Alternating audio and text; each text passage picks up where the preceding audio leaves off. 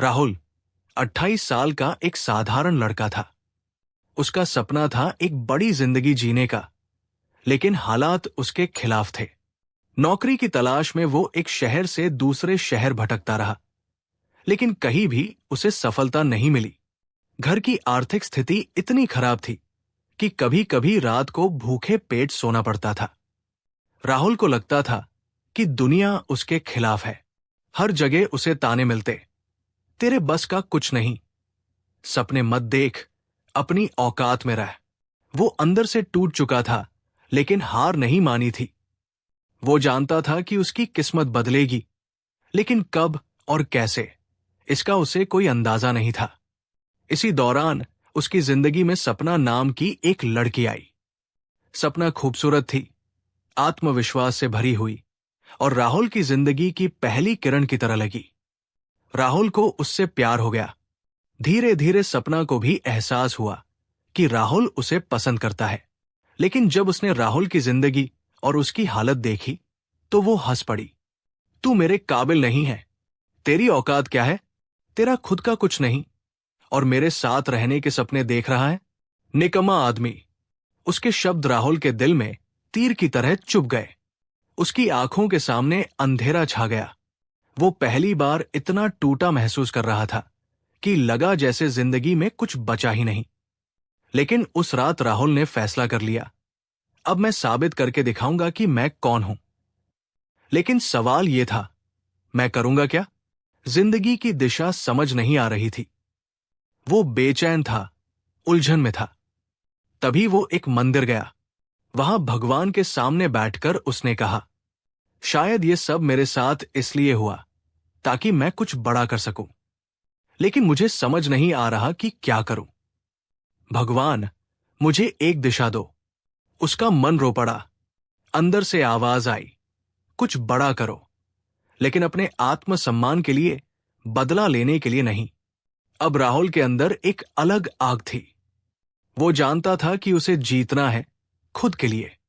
आगे क्या होगा? राहुल कैसे करोड़पति बनेगा?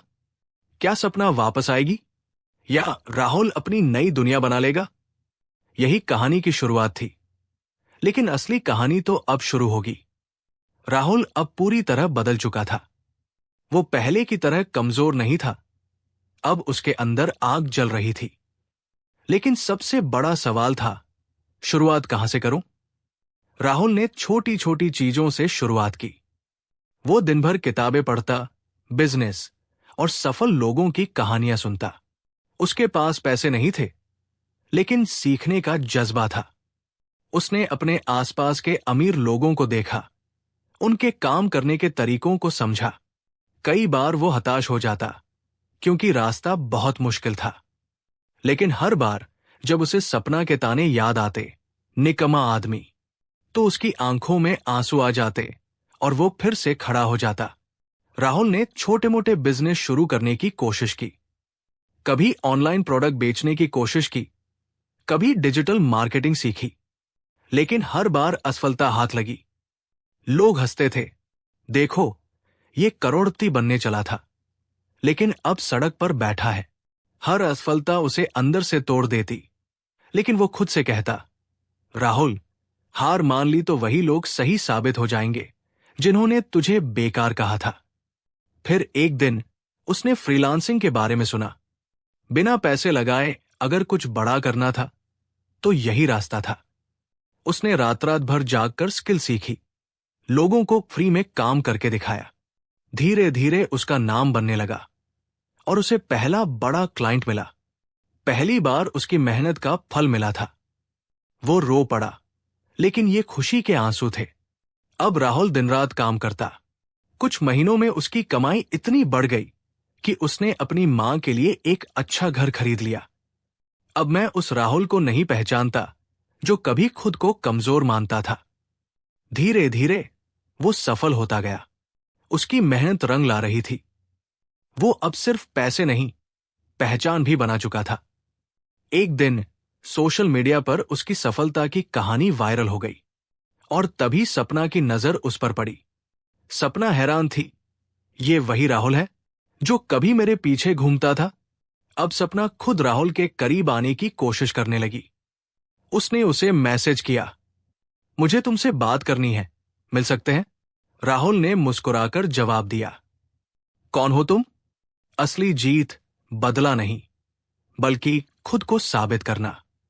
अब राहुल को एहसास हुआ कि असली जीत बदला लेना नहीं था, बल्कि खुद को इतना सफल बनाना था कि जो उसे तुच्छ समझते थे वे खुद शर्मिंदा महसूस करें।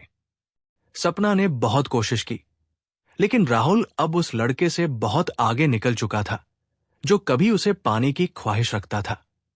अब उसका एक ही लक्ष्य था, सिर्फ करोड़पति नहीं, एक ऐसा इंसान बनना जो दुनिया को बदल सके। ये कहानी सिर्फ राहुल की नहीं, हर उस इंसान की है जो संघर्ष से जूझ रहा है। अगर कोई तुम्हें ताने मारे, तुम्हें नीचा दिखाए, तो उनसे बदला मत लो।